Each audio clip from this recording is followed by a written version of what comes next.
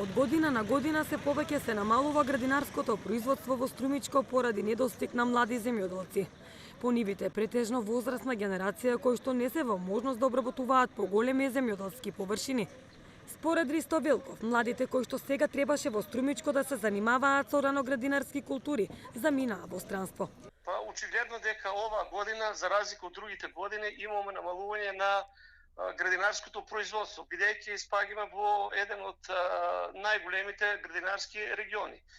Тоа се должи пред се на онаа население кој што требаше да се занимава со производство на раноградинарски култури, ја напушти државата, бидејќи знаеме се што се случува во неа. Голем дел од населението ја напушти баш поради тоа што немаше никаква екзистенција во нашата држава и мислам дека причината е таа што нема екзистенција младата популација во државата. Ако се земе во предвид целокупното градинарско производство, бидејќи спагаме, пак ја потенцирам, во раноградинарски регион е намалено, пред се тука спаѓаат доматите, краставиците и останатите градинарски производи.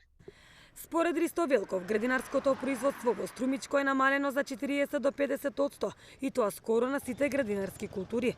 А кај Бостанот се очекува уште поголемо намалување заради нестабилната откупна цена.